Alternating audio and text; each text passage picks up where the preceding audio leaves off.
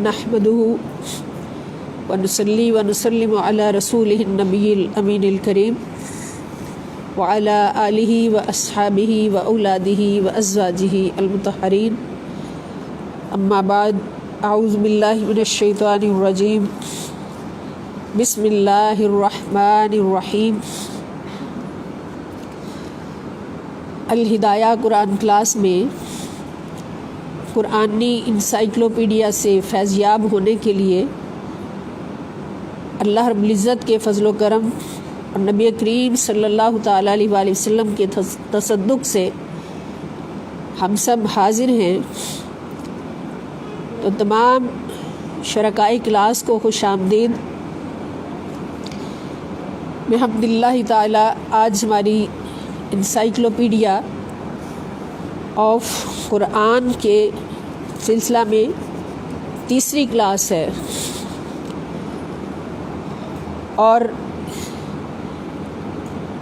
اس دورہ قرآنی انسائکلوپیڈیا کا مقصد ہم اچھی طرح سے سمجھ چکے ہیں کہ ہمارا مقصد ہے رجوع الی القرآن، اور یہ میں نے عرض کر دیا ہے 2 دن میں کہ رجوع الی القرآن کا آسان ترین راستہ، بہت آسان راستہ حضور شیخ الاسلام ڈاکٹر محمد طاہر القادری مد ظلہ العالی نے انسائکلوپیڈیا کی صورت میں اس امت کو پیش کر دیا ہے، کیونکہ ان کی تحریک کا مقصد ہی پوری امت مسلمہ کو رجوع الی القرآن کی دعوت دینا ہے، اور قرآن کا مقصد ان کے سینوں میں اتارنا ہے، ان کی زندگیوں میں اتارنا ہے۔ تو اللہ رب العزت کا ہم شکر ادا کرتے ہیں کہ اللہ پاک نے اس تحفے کو قبول کرنے والے اور حاصل کرنے والوں میں ہمیں بھی شامل فرمایا۔ اب اللہ پاک سے دعا ہے کہ اللہ پاک ہمیں اس قرآنی انسائکلوپیڈیا سے پوری طرح فیضیاب ہونے کی بھی توفیق عطا فرمائیں۔ اور یہ بات یاد رکھیں کہ جب ہم قرآن کریم پڑھتے ہیں اور اس کا مقصد پورا کرتے ہوئے اور اس نیت سے پڑھتے ہیں کہ قرآن کا جو اتارا جانے کا مقصد ہے اس کو پورا کرنا ہے، تو خدا کی قسم اس وقت ہم رسول اللہ صلی اللہ تعالیٰ علیہ وآلہ وسلم کی صحبت میں ہوتے ہیں۔ اور یہ اللہ پاک نے ہمیں قرآن میں بتایا ہے کہ میرے مصطفیٰ صلی اللہ علیہ وسلم کی ڈیوٹی کیا ہے کہ یعلمہم الکتاب والحکمت، کہ میرا نبی جس کو میں نے مومنین پر احسان کر کے اتارا ہے، اس کی ذمہ داری ہے کہ یعلمہم الکتاب والحکمت، کہ یہ امت مسلمہ کو کتاب اور حکمت کی تعلیم دیتا ہے۔ اور اس سے پہلے فرمایا یتلو علیہم آیاتہ، کہ اس امت کے افراد کو حضور علیہ السلام اپنی تلاوت آیات کا فیض عطا کرتے ہیں اور کرتے رہیں گے۔ فعل مضارع کا صیغہ استعمال فرما کے یتلو اور یعلمو، یہ فعل مضارع کے صیغے ہیں، اور مضارع میں ایک زمانہ نہیں ہوتا، 2 ہوتے ہیں، حال ہوتا ہے اور مستقبل ہوتا ہے، کہ میرے نبی کی ڈیوٹی ہے کہ وہ تلاوت آیات کا فیض عطا کرتا ہے اور کرتا رہے گا، قیامت تک کرتا رہے گا، اور ان کو کتاب اور حکمت کی تعلیم دیتا ہے اور دیتا رہے گا۔ تو جس کو بھی تلاوت آیات کا فیض ملتا ہے تو خدا کی قسم بارگاہ مصطفیٰ سے ملتا ہے، اور جس کو کتاب اور حکمت کی تعلیم کا فیض ملتا ہے تو وہ بھی بارگاہ مصطفیٰ سے ملتا ہے صلی اللہ علیہ وآلہ وسلم۔ تو یہ اس بات کی دلیل ہے کہ جو بھی قرآن کا مقصد پورا کرنے کے لیے رجوع الی القرآن کرتا ہے تو وہ اس گھڑی سرکار دو عالم صلی اللہ علیہ وسلم کی صحبت میں ہوتا ہے۔ تو حضور کی صحبت ملتی ہے تو تلاوت ہوتی ہے، تلاوت میں بھی حضور کی صحبت کا فیض ہے، اور تعلیم اور حکمت میں بھی حضور کی صحبت کا فیض ہے۔ تو اس لیے ہم خوش نصیب ہیں کہ اللہ پاک نے ہمیں یہ توفیق عطا فرمائی، یہ تحفہ عطا فرمایا کہ ہم قرآن کا دور کرنے کے لیے بیٹھے، اور جب بھی بیٹھے ہمیں صحبت مصطفیٰ صلی اللہ علیہ وسلم نصیب ہو گئی۔ اور پھر ہمارا جو مرکز ہے، ہمارا جو مسلک ہے، وہ یہی ہے کہ رسول اللہ صلی اللہ تعالیٰ علیہ وآلہ وسلم کبھی بھی ہم سے جدا نہیں۔ حضور ہر گھڑی ہمارے پاس ہے، ہمارے قریب ہیں، ہماری جانوں سے بھی زیادہ قریب ہیں۔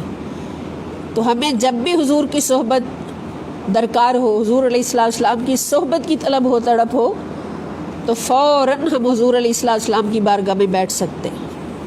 اللہ پاک نے ہمیں شرف عطا فرمایا۔ اللہ تعالیٰ فرماتے ہیں کہ میں تو رب ہو کر، خدا ہو کر بندے کی شارگ سے قریب ہوں، نحن اقرب الیہ من حبل الورید۔ اور پھر اگر بندہ یہ سوال کرتا ہے کہ مولا تو ہر انسان کی شارگ سے قریب ہے، تو پھر مومن کی پہچان کیا ہوگی، ایمان والے کی پہچان کیا ہوگی؟ سارے انسان تو ایمان والے نہیں ہیں۔ تو پھر جواب آتا ہے کہ میں تو رب ہو کر ہر انسان کی شارگ سے قریب ہوں، یہ میرا مقام ہے۔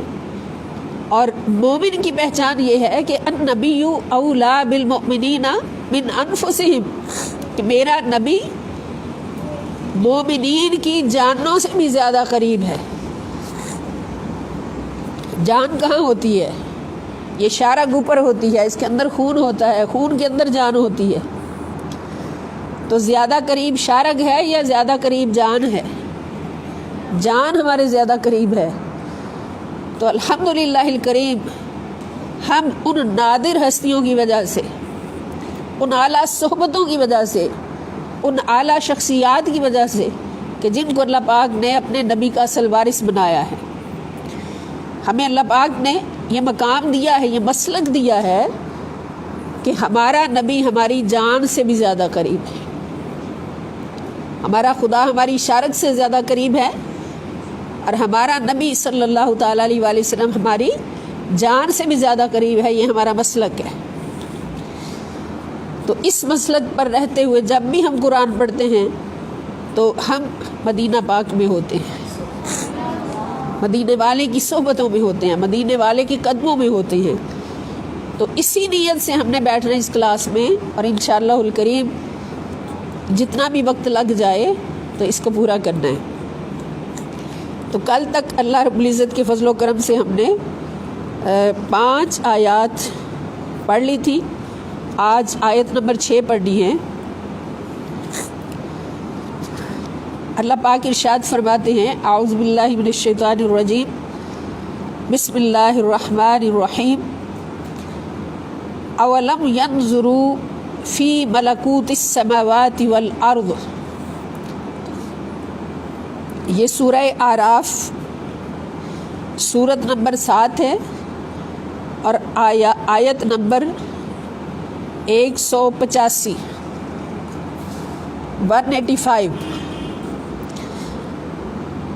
اللہ پاک فرماتے ہیں، اولم ینظروا، کیا انہوں نے نظر نہیں ڈالی، کیا انہوں نے نہیں دیکھا، فی ملکوت السماوات والارض، ملکوت بادشاہت، السماوات آسمانوں کی، والارض اور زمین کی، کیا انہوں نے آسمانوں اور زمین کی بادشاہت میں نہیں دیکھا، غور نہیں کیا، وما خلق اللہ، اور جو کچھ پیدا کیا اللہ نے، من شیء، ہر چیز، اور ہر وہ چیز جو اللہ نے پیدا کی اس میں نہیں دیکھا، اور وَأَنْ عَسَىٰ، اور یہ کہ کیا عجب ہے، ان یکون قد اقترب، ان یکون کہ ہو، قد اقترب قریب، اجلہم ان کی مدت موت، کیا اس میں انہوں نے غور نہیں کیا کہ کیا عجب ہے کہ ان کی موت کی مدت بھی قریب ہو؟ فَبِأَيِّ حدیث، تو کس بات پر، بعدہ، اس کے بعد، یؤمنون، وہ ایمان لائیں گے۔ یعنی اس کے اندر بھی اللہ پاک نے دعوت دی ہے کہ کیا اللہ پر ایمان لانے کے لیے تم یہ غور نہیں کرتے؟ بادشاہت آسمانوں کی اور زمینوں کی، 7 آسمان اور زمینیں بکھری ہوئی، جن کا کوئی حساب کر ہی نہیں سکتا کہ کتنی وسعت ہے اس بادشاہت میں، آسمان اور زمین کی بادشاہت میں۔ اگر تم اس میں بھی غور کر لو تو تمہارے سامنے واضح ہو جائے کہ تمہارا رب کتنا بڑا ہے، تمہیں رب کی پہچان ہو جائے، تمہیں اپنے خدا کی پہچان ہو جائے، اور یہ بھی کہ تمہارے سامنے روز لوگ مرتے ہیں اور کسی کو نہیں پتہ ہوتا کہ اس کی مدت موت کیا ہے، اس کا وقت موت کیا ہے۔ تو یہ بھی اللہ رب العزت کے وجود کی نشانی ہے، اللہ کے وجود کی نشانی ہے کہ بیٹھے بیٹھے انسان، اس کی زندگی ختم ہو جاتی ہے، اور زندگی کا ختم ہونا کوئی چھوٹا سا امر تو نہیں ہے، اتنی بڑی اور اتنی اعلیٰ زندگی جو ہے وہ ایک پل بھی نہیں لگتا کہ زندگی ختم ہو جاتی ہے اور اگلا جہان شروع ہو جاتا ہے۔ تو اس میں بھی اگر غور کرو تو پھر تمہیں پتہ چلے کہ خدا کا ایک وجود ہے، وجود باری تعالیٰ پر یقین ہو۔ تو اس آیت کے اندر بادشاہت آسمانوں کی اور زمین کی یہ نشانی ہے، اور تمہاری موت جس کا ایک وقت مقرر ہے اور تمہیں بالکل نہیں پتہ تمہاری موت کب آنی ہے، تو اس سے ہمیں پتہ چلتا ہے کہ کوئی ایک طاقت ہے جو یہ سارا نظام چلا رہی ہے۔ اس کے بعد آیت نمبر 7 ہے، قُلْ هَلْ مِنْ شُرَكَائِكُمْ مَن يَبْدَأُ الْخَلْقَ، قُلْ، آپ ان سے پوچھئے،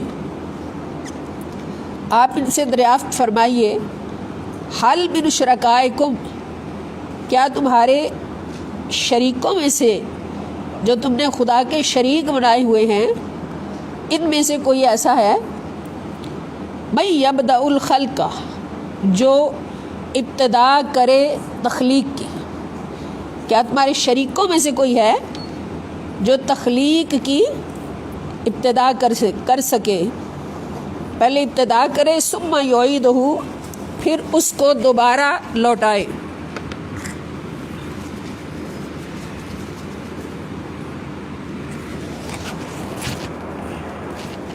یعنی پہلے اللہ کی طرح پیدا کرے جیسے ہمیں پیدا کیا ہے، پھر اس کو مارے، پھر قیامت کے دن اس کو دوبارہ اٹھا سکے، اسی جسم کے ساتھ اور اسی روح کے ساتھ اس کو دوبارہ اٹھا سکے۔ کیا تمہارے خداؤں میں سے، بڑے بڑے خدا تم نے بنا رکھے ہیں، ان میں سے کوئی ایسا ہے جو ایسا کر سکے؟ قل، پھر آپ ہی ان کو جواب دیجئے۔ یہ تو یہ سوال سن کے خاموش ہو جائیں گے نا مشرکین، ان کو جواب ہی نہیں آئے گا کہ یہ پتھر کے بت، یا انہوں نے جو فرعون قارون جیسے خدا بنا رکھے ہیں، ان میں سے کون ایسا ہے کہ جو پہلی بار بھی پیدا کرے، جیسے اللہ رب العزت ایک قطرہ آب سے ایک انسان پورا ماں کے پیٹ میں بنا دیتا ہے، پیدا کر دیتا ہے، اور پھر قیامت کے دن دوبارہ اسی جسم کے ساتھ اٹھائے، تو یہ سارے لاجواب ہو جائیں گے، کسی کو جواب نہیں آئے گا۔ تو امر مصطفیٰ صلی اللہ علیہ وسلم، پھر آپ ان سے فرمائیے، اللہ یبدأ الخلق ثم یعیدہ، کہ وہ صرف اللہ ہے، صرف اللہ ہے جو ابتدائے تخلیق بھی کرتا ہے، ابتدائے تخلیق بھی کرتا ہے، یعنی تخلیق کی ابتدا بھی کرتا ہے، اور پھر دوبارہ قیامت کے دن ان اربوں کھربوں انسانوں کو دوبارہ بھی اٹھائے گا، دوبارہ بھی زندہ کرے گا۔ تو وہ کون ہے؟ وہ اللہ ہے۔ فَأَنَّا تُؤْفَكُونَ، پھر ان سے پوچھئے کہ فَأَنَّا، پس کس طرف، تُؤْفَكُونَ، تم بھٹکے جا رہے ہو۔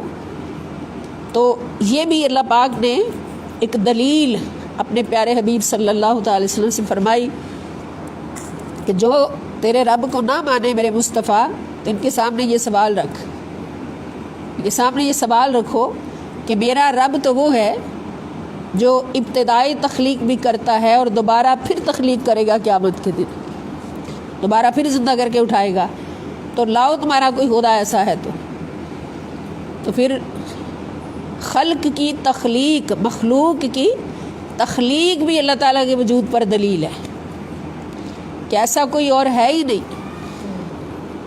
جب مخلوق کی تخلیق کو دیکھا جائے، انسانوں کی تخلیق کو دیکھا جائے، تو یہ بھی اللہ تعالیٰ کے وجود پر ایک بہت سب سے بڑی بلکہ دلیل ہے کہ کوئی ایسا لائیں خدا کے سوا جو ایک انسان بھی بنا سکے، انسان کی ایک انگلی ہی بنا سکے، انسان کا ایک ناخن ہی بنا سکے، ایک بال ہی بنا سکے، سب سے چھوٹی چیز تو بال ہے نا، ایک بال ہی جو انسان کا بنا سکے، کوئی ایسا لائیں۔ تو اے حبیب صلی اللہ علیہ وسلم، جب آپ ان کے سامنے یہ سوال رکھیں گے تو یہ لاجواب ہو جائیں گے، تو پھر آپ ان سے فرمائیں کہ وہی خدا ہے جو یہ سارا کچھ کر رہا ہے، وہی وجود باری تعالیٰ ہے جو یہ سارا کچھ کر رہا ہے، کہ پیدا بھی کر رہا ہے، مار بھی رہا ہے، پیدا کر کے پھر پرورش بھی کر رہا ہے، اور کسی کو 100 سال کی عمر تک پہنچا دیتا ہے، 200 سال کی عمر تک پہنچا دیتا ہے، کسی کو درمیان میں لے جاتا ہے، کسی کو چھوٹی عمر میں لے جاتا ہے، کسی کو بالکل ابتدا میں لے جاتا ہے۔ تو یہ سارا نظام چلانے والی کوئی ایک طاقت ہے اور وہی خدا ہے۔ تو یہ بھی دلیل وجود باری تعالیٰ پر۔ یہ سورہ یونس کی آیت ہے، سورہ یونس سورت نمبر 10 اور آیت نمبر 34، 34 نمبر آیت۔ اب آپ دیکھ رہے ہیں نا کہاں کہاں موجود ہیں آیات، ایک موضوع پر آیات کہاں کہاں ہر صورت میں موجود ہیں، اور قبلہ حضور شیخ الاسلام نے کتنی محنت فرمائی کہ ہر صورت سے جگہ جگہ سے آیات اکٹھی کر کے ان کو ایک موضوع میں جمع کر دیا، اور ہمارے جیسے نکم اور کمزوروں کے سامنے رکھ دیا کہ آؤ اتنی آسانی تمہارے لیے بنا دی ہے، اب تو پڑھ لو قرآن کو، اب تو سمجھ لو قرآن کو، اب تو دیکھ لو کہ تمہارا خدا تمہیں کیا کہہ رہا ہے، کیا پیغام دے رہا ہے۔ آگے آیت نمبر 8 ہے، یہ بھی وجود باری تعالیٰ پر دلیل ہے تخلیق کائنات سے۔ قالت رسلہم افی اللہ شک فاطر السماوات والارض، قالت کہا، رسلہم ان کے پیغمبروں نے، افی اللہ، آ کے معنی کیا، فی کے معنی میں، اللہ تعالیٰ کی ذات میں، شکن کوئی شک ہے تمہیں، کیا اللہ تعالیٰ کی ذات میں تمہیں کوئی شک ہے؟ فاطر السماوات والارض، فاطر جو پیدا کرنے والا ہے، نئے سرے سے پیدا کرنے والا ہے، السماواتی آسمانوں کو، والارض اور زمین کو، کیا تمہیں اس اللہ کے بارے میں کوئی شک ہے؟ اب یہاں پر بھی اللہ کے وجود پر کس چیز کو دلیل بنایا گیا؟ آسمانوں اور زمین کی تخلیق کو۔ یہ بات یاد رکھنی ہے کہ ٹاپک ہمارے پاس اس وقت کون سا ہے؟ وجود باری تعالیٰ پر دلائل، اور ان دلائل میں بھی مختلف قسموں کے دلائل ہیں۔ سب سے پہلی جو کیٹیگری ہے وہ تخلیق آسمان اور زمین ہے، تخلیق کائنات۔ تخلیق کائنات کے بارے میں اللہ پاک نے جو کچھ فرمایا، سب سے پہلا ہمارا ٹاپک وہ ہے۔ ایک ہوتا ہے نا باب، جس میں ایک موضوع، ایک بڑا موضوع ہوتا ہے، پھر اس باب کے تحت فصلیں ہوتی ہیں، ان فصلوں میں اس باب سے ریلیٹ ٹاپکس چھوٹے چھوٹے بنا دیے جاتے ہیں، اس میں جو قسمیں آ جاتی ہیں، اس باب کی جو بحث ہوتی ہے، اس بحث کی جو قسمیں ہوتی ہیں، اس کے چھوٹے چھوٹے پھر ٹاپک بنا دیے جاتے ہیں، پوائنٹس بنا دیے جاتے ہیں۔ تو اب بڑا ٹاپک ہمارے پاس کیا ہے؟ وجود باری تعالیٰ پر دلائل. اور نیچے پھر فصلیں ہیں. اب یہ جو پہلی فصل ہم پڑھ رہے ہیں یہ ہے کائنات کو عدم سے وجود میں لانے سے دلائل. یعنی کائنات پہلے موجود نہیں تھی، اس کو عدم سے وجود میں لایا گیا، تخلیق کیا گیا. تو اس بارے میں اللہ کی وجود پر کیا کیا دلائل ہیں. تو ان کے رسولوں نے کہا کہ کیا اللہ کی ذات میں تم شک کرتے ہو جو پیدا کرنے والا ہے آسمانوں کو اور زمین کو. یدعوکم، وہ تمہیں دعوت دیتا ہے. کون دعوت دیتا ہے؟ اللہ. یدعو، وہ دعوت دیتا ہے، کم تمہیں، وَيُؤَخِّرَكُمْ لِيَغْفِرَ لَكُمْ، لِيَغْفِرَ، تاکہ بخش دے، لکم، تمہاری خاطر، من ذنوبکم، تمہارے گناہ، تاکہ تمہاری خاطر تمہارے گناہ بخش دے. اب یہ لکم جو ہے تمہاری خاطر، اس کے اندر ذرا گہرائی میں وہ تزن ہو کے دیکھیں کہ خدا کی بندے سے کتنی محبت ہے. اللہ رب العزت کی بندے سے کتنی محبت ہے کہ ایک محب کہتا ہوتا ہے نا محبوب سے کہ میں تمہاری خاطر یہ کام کر رہا ہوں، یہ محفل سجائی گئی ہے تمہاری خاطر، یہ سارا ارینج کیا گیا ہے تمہاری خاطر. تو یہاں اللہ تعالیٰ کس کو کہہ رہا ہے تمہاری خاطر؟ ہائے ہائے، ہمیں کہہ رہا ہے، اپنے بندوں کو فرما رہا ہے تاکہ میں تمہاری خاطر تمہارے گناہ بخش دوں، کہ تمہارے گناہوں کو بخشنے میں میرا کوئی فائدہ نہیں. میں یہ بخشش کی جو پیمانے دے رہا ہوں اور بخشش کے جو وسیلے دے رہا ہوں، اور تمہیں چھوٹی چھوٹی باتوں میں اپنی طرف بلا کے چھوٹی چھوٹی باتوں میں چھوٹے چھوٹے اعمال میں تمہیں تمہارے ڈھیروں گناہ بخش دیتا ہوں، وعدہ کر لیتا ہوں.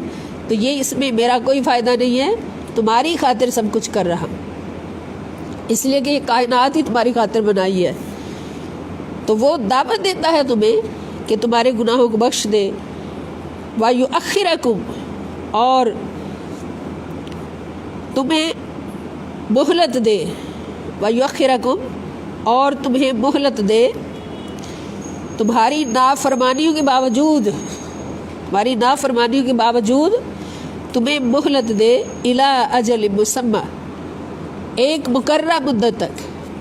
اجل مدت موت، مسمى مقررہ. یعنی ایک بندہ بے شمار نافرمانیاں کرتا ہے. ہم اپنی طرف ہی دیکھ لیں، نافرمانیوں کے بلندے، لیکن اللہ پاک ہماری نافرمانیوں کی طرف دیکھتے بھی نہیں.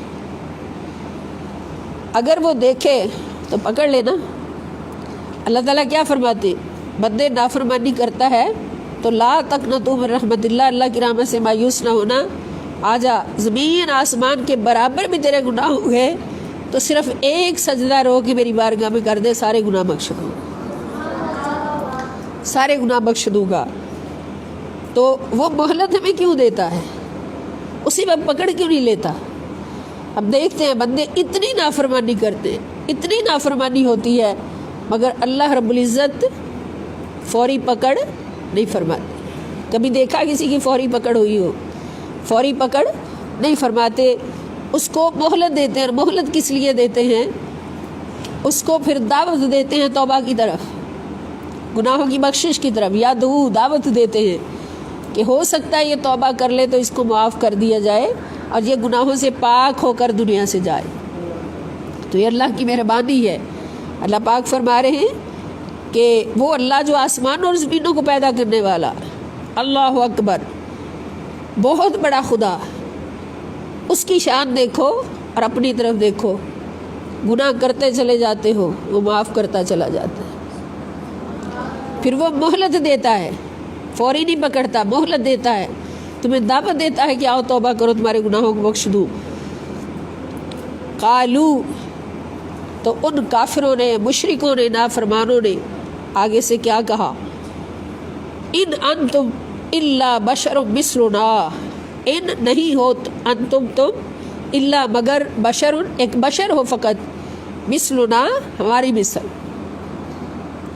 ہر نافرمان امت نے اپنے اپنے نبی کو سب سے پہلی بات جو کی نافرمانی کی، وہ کیا کی؟ کہ تم ہماری طرح ہماری مثل بشر ہو، تم ہماری ہی مثل بشر ہو۔ تو جو بھی کلمہ گو ہو کر، نمازی ہو کر، روزہ دار ہو کر اپنے نبی صلی اللہ علیہ وسلم کو اپنے جیسا بشر کہے تو پھر وہ کون ہے؟ وہ فاسق ہے نا، وہ نافرمان ہے نا، کہ نبی کریم صلی اللہ علیہ وسلم کو باقی نبیوں کو امتیوں نے کہا ہمارے نافرمانوں کی لسٹ میں لکھ دیا، تو جو نبی آخر الزمان صلی اللہ تعالی علیہ وسلم کو کہے کہ حضور کے برابر تو کوئی نبی بھی نہیں، کسی نبی کا رتبہ بھی حضور کے برابر نہیں، تو پھر اس کی نافرمانی کا مقام کیا ہوگا جو حضور علیہ السلام کو کہے کہ یہ میرے جیسا بشر ہے۔ تو سب نے کیا کہا، ان انتم الا بشر مثلنا، کہ آپ تو ہماری طرح کے بشر ہیں۔ تریدون، تم یہ چاہتے ہو، ان تصدونا، کہ تم روک دو ہمیں،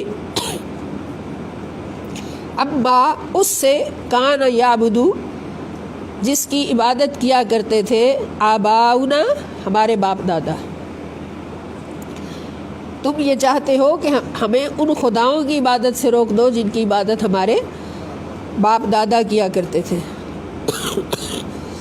فاتونا، پس لے آؤ ہمارے پاس، بسلطان مبین، کوئی روشن دلیل۔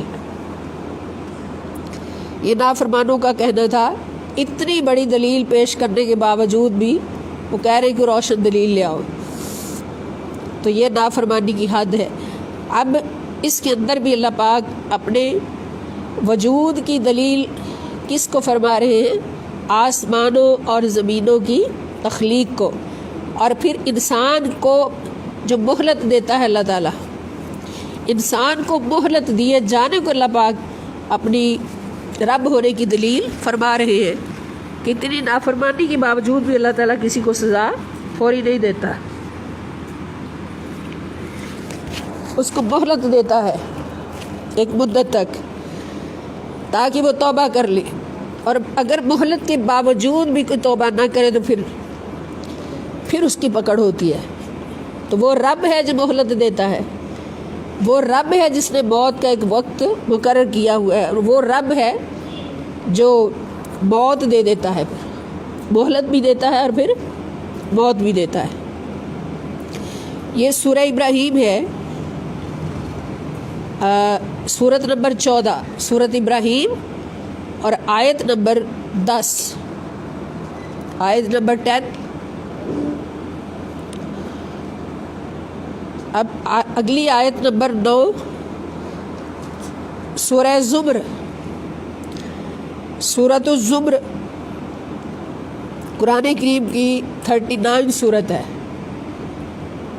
39 نمبر، 39 نمبر سورت ہے، اور آیت ہے 46، آیت نمبر 46۔ اللہ تعالیٰ فرماتے ہیں، قل اللہم فاطر السماوات والارض عالم الغیب والشہادہ انت تحکم بین عبادک فیما کانوا فیہ یختلفون۔ اللہ تعالیٰ فرماتے ہیں، قل، اے میرے مصطفیٰ صلی اللہ علیہ وسلم، آپ عرض کیجئے۔ یہاں پر ہم کیا کہیں گے؟ عرض کیجئے، کیونکہ کلام اللہ سے کرنا ہے تو اللہ تعالیٰ کے سامنے حضور عرض فرمائیں گے، عرض کریں گے۔ آپ عرض کیجئے، اللہم، اے اللہ، فاطر السماوات والارض، آسمانوں اور زمین کو پیدا کرنے والے، اے اللہ، آسمانوں اور زمین کو پیدا کرنے والے، عالم الغیب والشہادتی، عالم الغیبی، جاننے والے غیب کو، والشہادتی، اور ظاہر کو، انت تحکم، تو ہی فیصلہ فرمائے گا، تو ہی فیصلہ فرمائے گا ان امور کا، بین عبادی کا، جو تیرے بندوں کے درمیان چلتے ہیں، ان امور کا فیصلہ تو ہی فرمائے گا، فی ما کانوا، ان امور کا جس میں فیہ یختلفون جن امور میں یہ اختلاف کیا کرتے تھے. یعنی اللہ تعالیٰ حضور سے کیا فرما رہے ہیں؟ کیا میرے نبی صلی اللہ علیہ وسلم آپ اپنے رب سے عرض کیجئے کہ اے آسمانوں اور زمین کو پیدا کرنے والے. تو اس آیت میں بھی یہ دلیل مل گئی نا، وجود باری تعالیٰ پر دلیل کیا ملی؟ آسمانوں اور زمین کی پیدائش، آسمانوں اور زمین کی تخلیق. کیا ہے؟ زمینوں اور آسمانوں کو پیدا کرنے والے، غیب اور ظاہر کو جاننے والے. تو ان کے درمیان فیصلہ فرمائے گا اپنے بندوں کے درمیان ان امور میں جن میں یہ اختلاف کیا کرتے تھے.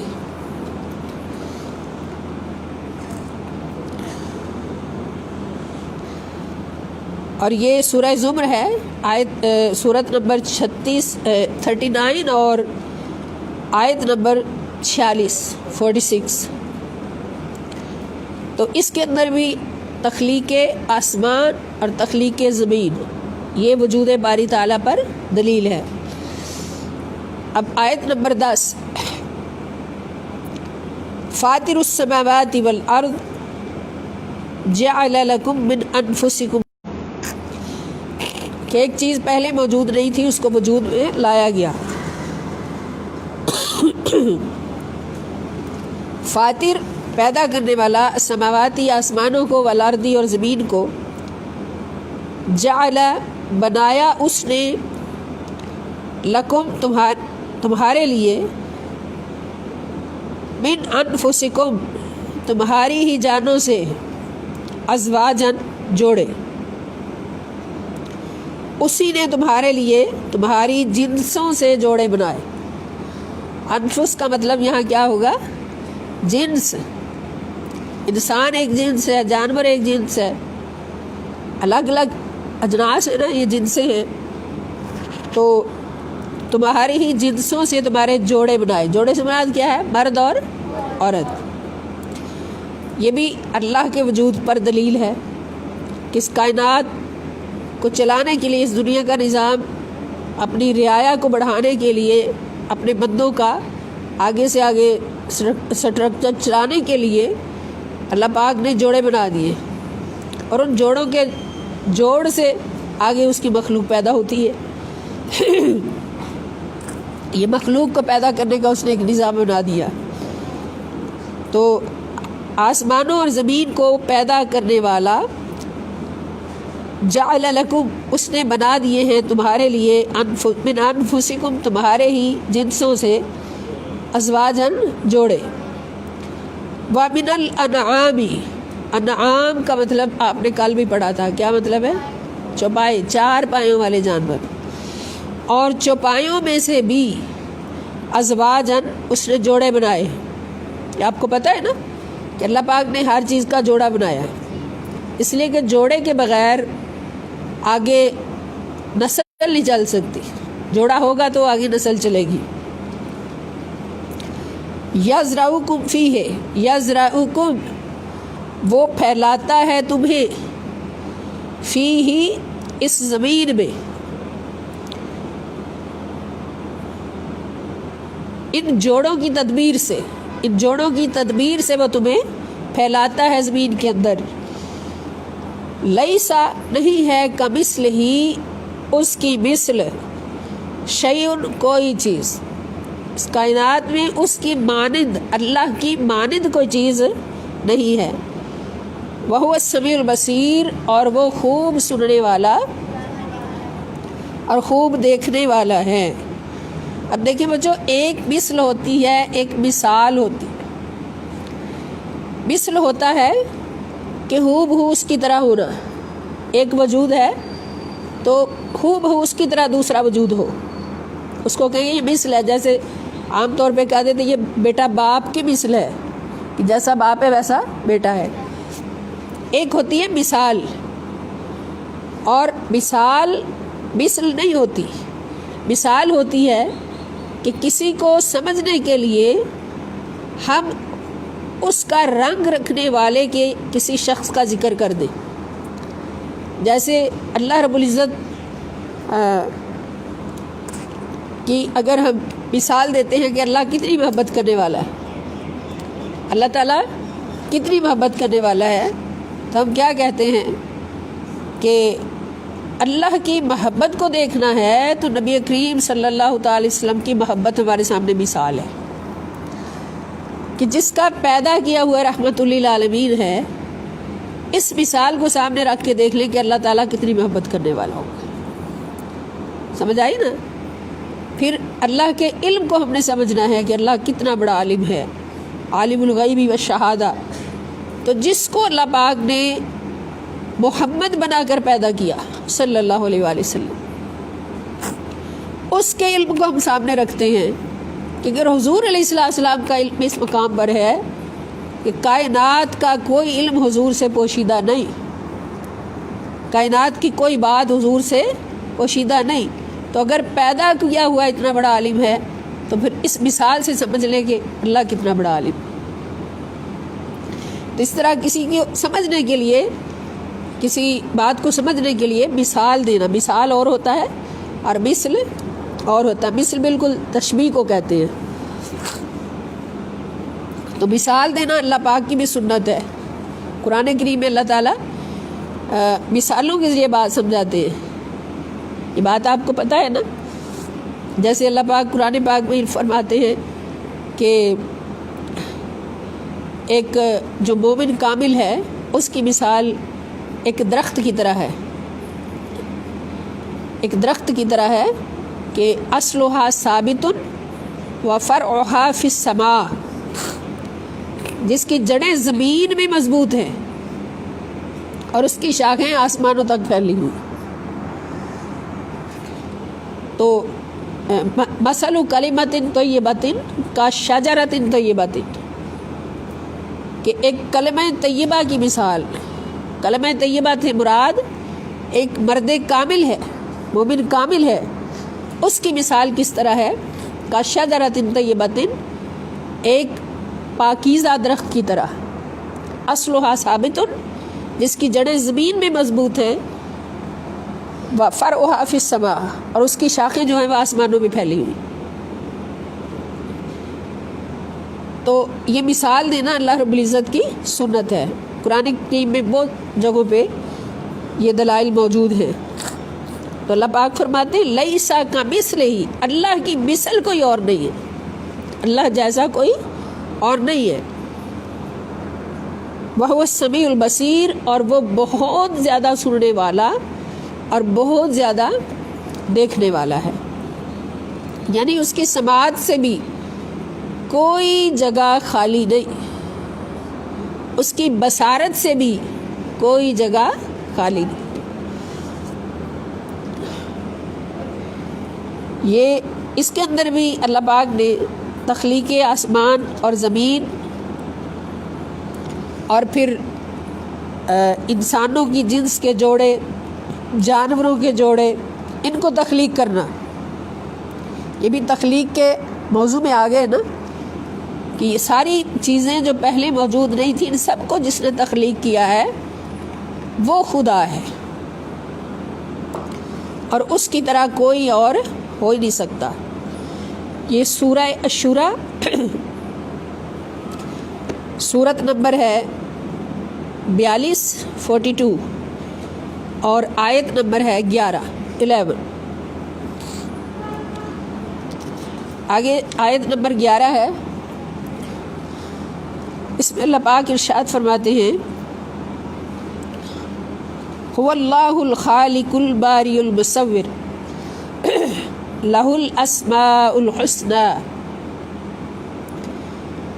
یسبح لہ ما فی السماوات والارض وهو العزیز الحکیم۔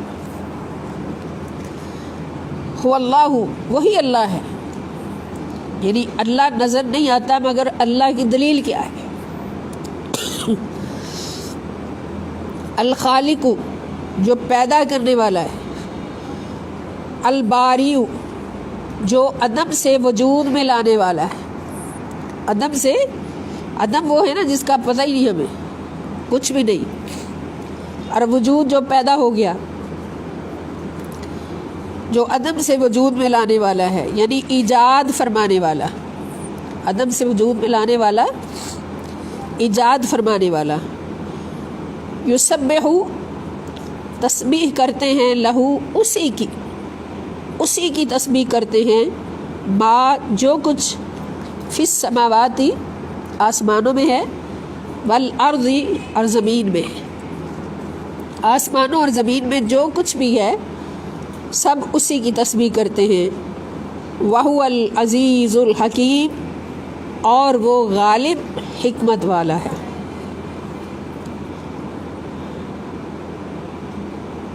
لَهُ الْخَالِقُ الْبَارِئُ، وہ پیدا کرنے والا ہے، عدم سے وجود میں لانے والا ہے، المصور، اور تصویر بنانے والا ہے۔ اللہ تعالیٰ کیا ہے؟ تصویر بنانے والا، ماں کے پیٹ کے اندر تمہاری تصویر بنانے والا، جو تصویر کوئی باہر اپنے ہاتھوں سے ہزاروں سال سوچ سوچ کے بھی نہیں بنا سکتا، علم کے سمندر حاصل کر لے پھر بھی نہیں بنا سکتا۔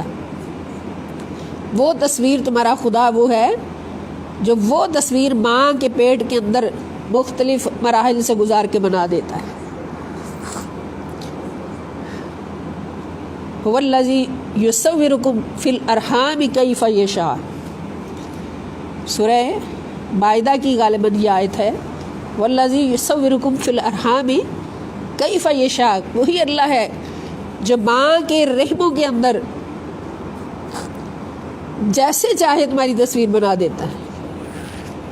کیف یشاء، جیسے چاہے تمہاری تصویر بنا دیتا ہے۔ گویا جو ماں کے پیٹ کے اندر ہماری تصویر بن رہی ہوتی ہے وہ اللہ کی چاہت ہوتی ہے۔ بات سمجھ آئی نا، کہ وہ اللہ کی چاہت ہوتی ہے، اور اس تصویر کو اگر کوئی برا کہے، بولیں اللہ کی چاہت میں بنی ہوئی تصویر، اس میں کوئی نقص نکالے، پھر بتائیں کہ وہ خدا کا بندہ ہے یا وہ شیطان کا بندہ ہے۔ کہ بعض دوسروں کی تصویر میں نقص نکالتے ہیں، دوسروں کی صورت میں نقص نکالتے ہیں۔ اس کا ہاں، لقد خلقنا الانسان فی احسن تقویم، کہ اللہ پاک نے بہت حسین صورت میں تمہیں بنایا ہے۔ اور پھر سب سے بڑی بات یہ کہ کیف یشاء، جیسے وہ چاہتا ہے، اس کی چاہت ہو تم۔ انسان تو اس کی چاہت ہے، ماں کے پیٹ میں اپنی چاہت سے اس نے تیری تصویر بنائی۔ پھر یہاں سوچ لیں کہ جو دوسرے کی شکل دیکھ کے اس میں نقص نکال لے کہ نہیں یہ سونا نہیں ہے، یہ مجھے پسند نہیں ہے۔ بعض لوگوں کو دیکھا کہ بیٹے کا رشتہ دیکھنے گئے، لڑکی کو دیکھا، فوراً کہہ دیا نہیں یہ نہیں مجھے پسند، اعوذ باللہ، استغفر اللہ۔ یہ بات کہنا کتنا بڑا کفر ہے،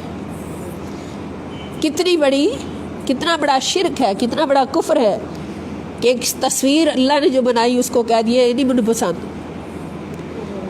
بھئی آپ یہ لفظ نہ بولیں، ویسے کہہ دیں جی بس نہیں، ہم نے یہ نہیں کرنا، ہمارا دل نہیں مانتا، یا جو بھی، ویسے اس کو چھوڑ دیں، لیکن یہ کبھی نہ کہیں کہ نہیں میں نہیں پسند۔ دوسروں میں نقص نکالا، پھر اپنی شکل اللہ پاک نے اتنی پیاری بنائی ہے، اللہ کی چاہت ہے، میری شکل اللہ کی چاہت ہے، اور خدا نہ خواستہ میں کہوں کہ یہ میری آنکھیں جو ہیں یہ بلیک ہیں، میں ان کو براؤن کر لوں، یہ میری آنکھیں جو ہیں یہ بلیک ہیں، ان کو میں نیلا کر لوں، بلو کر لوں۔ بتائیں ہوتا ہے یا نہیں؟ ایسا ہوتا ہے نا کہ آنکھ کا جو کلر میرے خدا نے میری ماں کے پیٹ میں بنایا میرا، وہ انتہائی حسین کلر ہے، اس لیے کہ وہ کلر میرے خدا کا محبوب ہے، میرے خدا کی چاہت ہے، اور میں اس کلر کو چینج کرنے کے لیے نعوذ باللہ ارادہ کروں تو یہ بہت بڑا غفران نعمت ہے۔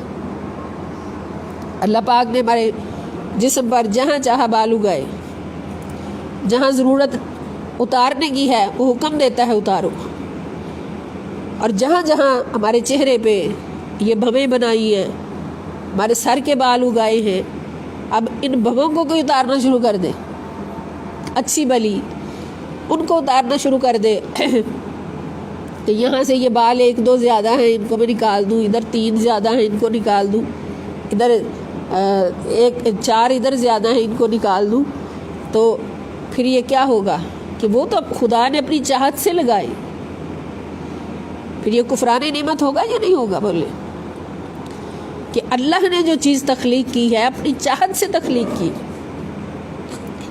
اس چیز کو ٹھکرانا کفران نعمت ہے۔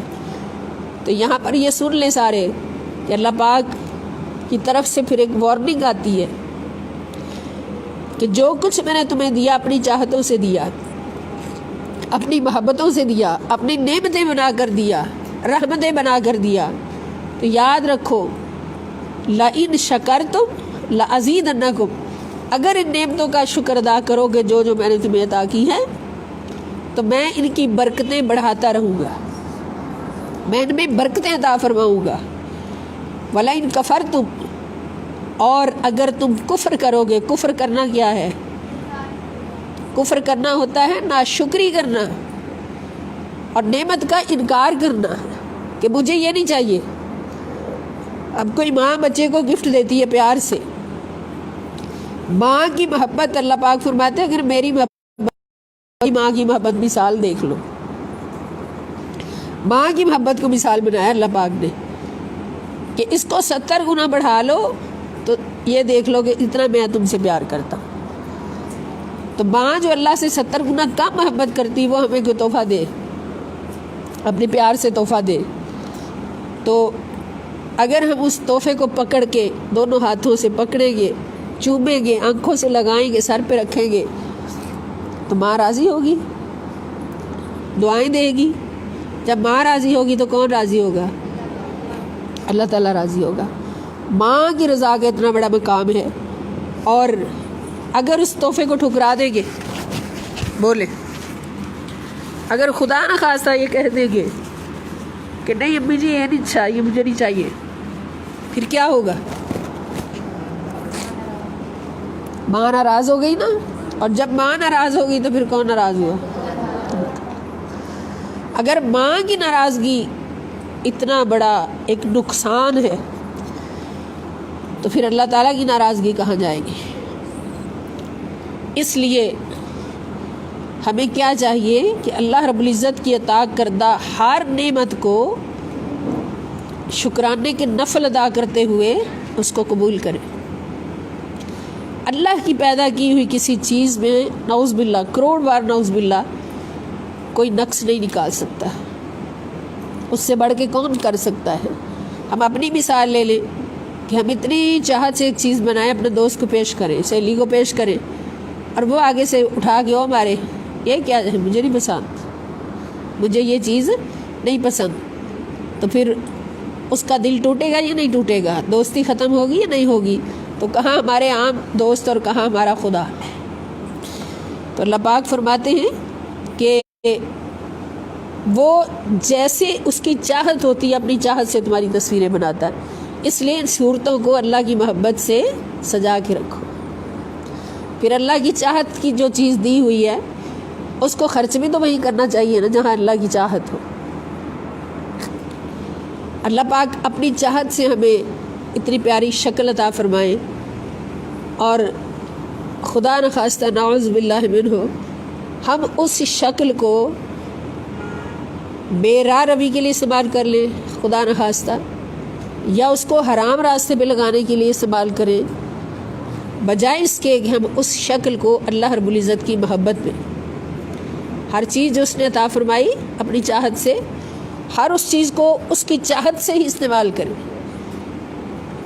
جب ایک چیز اللہ کی چاہت ہے تو اس کا استعمال بھی تو اس کی چاہت میں ہونا چاہیے۔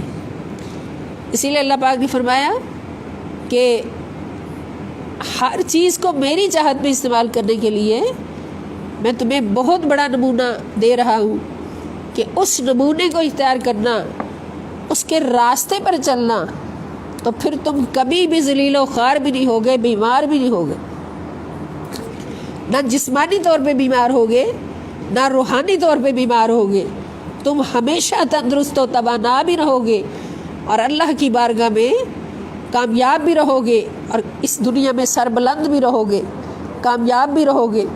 کس صورت میں؟ جب اس نمونے کی پیروی کرو گے جب میں نے اپنی چاہت میں دی ہوئی نعمتیں اپنی چاہت میں ہی خرچ کرنے کے لیے تمہیں وہ نمونہ عطا فرما دیا. اپنی چاہت میں عطا کی ہوئی ہر چیز کو اپنی چاہت میں ہی خرچ کرنے کے لیے تمہیں نمونہ عطا فرما دیا. تو وہ نمونہ کون ہے؟ فرما دیا لقد کان لکم فی رسول اللہ اسوۃ حسنہ، کہ بے شک میری چاہتوں کو میری چاہت میں رکھنے کے لیے اور دنیا اور آخرت میں اعلیٰ کامیابی حاصل کرنے کے لیے تمہارے لیے رسول اللہ صلی اللہ تعالی علیہ وسلم کی زندگی بہترین نمونہ ہے، کامل ترین نمونہ ہے. تو المصور وہ تصویر بنانے والا ہے تمہاری، لہ الاسماء الحسنی، اس کے سارے نام بڑے حسین ہیں، اس کے بڑے حسین نام ہیں سارے، سارے اچھے نام اسی کے ہیں. یسبح لہ، اسی کی تسبیح کرتے ہیں، ما فی السماوات، جو آسمانوں میں ہے، والارض، اور زمین میں ہے. وہو العزیز الحکیم، اور وہ غالب اور حکمت والا ہے. تو اس آیت مبارکہ کے اندر بھی تخلیق، انسانوں کی تخلیق اور عدم سے وجود میں لانا ہر چیز کو، اور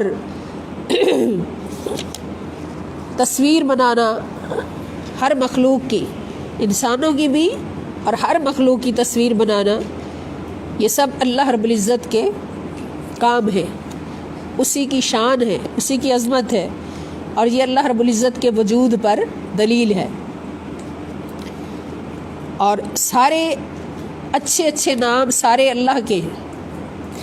اصل میں ہر اچھے نام اللہ تعالیٰ کے ہیں، اصل میں سارے اچھے نام کس کے ہیں؟ اللہ کے ہیں. اور یہ جو انسانوں کو ملے ہوئے ہیں یہ اللہ رب العزت کی عطا سے ملے. بات سمجھ آئی نا کہ اصل مالک سارے ناموں کا، اچھے ناموں کا کون ہے؟ اللہ ہے. یہ اچھے نام سارے اللہ رب العزت کے ذاتی ہیں، اور اس دنیا میں، کائنات میں اور جہان انسانیت میں اگر کسی کو اچھے نام ملے ہیں تو وہ اللہ کی عطا سے ملے. اصل میں کس کے ہیں؟ اور اس کی دلیل الحمدللہ رب العالمین. ساری تعریفیں کس کے لیے ہیں؟ اللہ کی. اصل ہر تعریف کا مالک کون ہے؟ اللہ تعالیٰ ہے. اور دنیا میں اگر کسی کو ملتی ہے تو اللہ کی عطا سے ملتی ہے. جیسے ہم کہتے ہیں کہ حضور علیہ الصلاۃ والسلام بہت حسین ہیں، حضور سے بڑھ کے خدا نے کوئی حسن پیدا ہی نہیں کیا. لیکن وہ حسین ہونا، حضور کا حسین ہونا بھی اصل میں خدا کا حسن ہے، اصل میں خدا کا حسن ہے. اور نبی پاک صلی اللہ علیہ وسلم کو جو ملا ہے وہ اللہ کی عطا سے ملا ہے. حسن کا ذاتی مالک کون ہے؟ اللہ. اور حضور علیہ السلام حسن کے عطائی صفت ہے حضور کی حسن، اور اللہ تعالیٰ کی ذاتی صفت ہے حسن. اسی طرح علم ہے، عالم ہونا بھی ایک اچھا نام ہے، عالم بھی ایک اچھا نام ہے. لیکن یہ اصل نام کس کا ہے؟ اللہ تعالیٰ کا. ذاتی طور پر علم کا مالک خدا ہے، علم خدا کی خوبی ہے. اور حضور علیہ السلام اگر عالم ہیں تو حضور کے برابر بھی کوئی عالم نہیں ہے خدا کے بعد. لیکن حضور علیہ السلام کو جو علم کی خوبی ملی ہے یہ اللہ کی عطا سے ملی ہے. اس لیے کسی بھی بندے کی، چاہے وہ رسالت مآب حضرت محمد مصطفیٰ صلی اللہ علیہ وسلم ہو، تو کسی بھی بندے کے اندر جو خوبی ہے، جو صفت ہے، جو تعریف ہے، وہ اس کی ذاتی نہیں ہے، وہ عطائی ہے. اللہ کی ذات میں ہر صفت ذاتی ہے. یہ بات سمجھ آ گئی نا سب کو کہ اللہ کی بارگاہ میں ہر صفت ذاتی ہے، ہر نام، اچھا نام ذاتی ہے. اور بندے کی ذات میں ہر صفت عطائی ہے، اللہ کی عطا سے ہے۔ تو یہی ہمارا مسلک ہے، یہی ہمارا عقیدہ ہے۔ جو لوگ ہمیں مشرک کہتے ہیں نا، کچھ لوگ ہیں نا جو ہمیں مشرک کہتے ہیں، کس لیے کہتے ہیں؟ ہم اپنے نبی صلی اللہ تعالی وسلم کو نور مانتے ہیں، حضور کو عالم الغیب مانتے ہیں، عالم الغیب والشہادہ مانتے ہیں، ہم حضور علیہ السلام کو حاضر و ناظر مانتے ہیں، ہم حضور علیہ السلام کو زندہ مانتے ہیں، ہر جگہ موجود مانتے ہیں۔ یہ ساری خوبیاں حضور کے اندر ہیں، موجود ہیں۔ ہمارا یہ مسلک ہے، ہمارا یہ ایمان ہے، ہمارا یہ پختہ عقیدہ ہے، اور قبر میں بھی ہمارا انشاءاللہ یہ عقیدہ ہوگا۔ یہ ساری باتیں مانتے ہیں، اس بنیاد پر وہ ہمیں مشرک کہتے ہیں۔ کیوں کہتے ہیں؟ وہ یہ کہتے ہیں کہ یہ ساری خوبیاں تو اللہ کی ہیں اور تم نبی کی مانتے ہو، لیکن ہمیں اللہ نے بتا دیا، نبی پاک صلی اللہ علیہ وسلم نے بتا دیا کہ اللہ اپنی خوبیاں اپنے بندوں کو عطا کرتا ہے۔ اللہ کی ہر خوبی ذاتی ہے، اور نبی پاک صلی اللہ علیہ وسلم کے اندر یہ ساری خوبیاں موجود ہیں، مگر یہ ساری عطائی ہیں۔ ہمارا عقیدہ یہ ہے کہ اللہ کی ہر صفت، ہر خوبی ذاتی ہے، اور نبی پاک صلی اللہ علیہ وسلم جو کہ اللہ کے بندے ہیں، اللہ کی مخلوق ہیں، اللہ کے رسول ہیں، تو حضور کی اعلیٰ سے اعلیٰ خوبی بھی حضور کی عطائی ہے، ذاتی نہیں ہے۔ اگر نبی کی خوبی بھی ذاتی مانیں گے تو شرک ہوگا۔ ہم ذاتی نہیں مانتے، ہم ہر خوبی حضور علیہ السلام کی ذات میں مانتے ہیں، مگر عطائی اللہ کی عطا سے۔ تو یہ ہمارا مسلک ہے، یہ ہمارا عقیدہ ہے، اور یہی تحریک منہاج القرآن کا مسلک ہے، اور یہی ہمارے شیخ، ہمارے مربی، ہمارے محسن حضور شیخ الاسلام ڈاکٹر محمد طاہر القادری کا عقیدہ ہے، جو انہوں نے ہمیں سمجھایا ہے۔ وہ نبی پاک صلی اللہ علیہ وسلم کے در پہ بیٹھے ہیں اور ہمیں وہاں سے فیض لے لے کے بانٹ رہے ہیں۔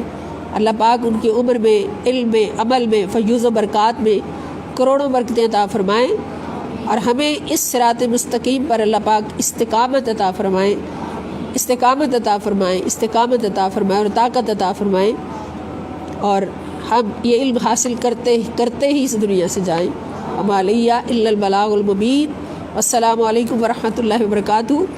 اب آئندہ ہماری کلاس انشاءاللہ الکریم نیکسٹ ویک میں بدھ، جمعرات اور پیر، منگل اور بدھ، پیر، منگل اور بدھ کے دن 3 دن ہوگی انشاءاللہ الکریم۔ تو تب تک کے لیے خدا حافظ۔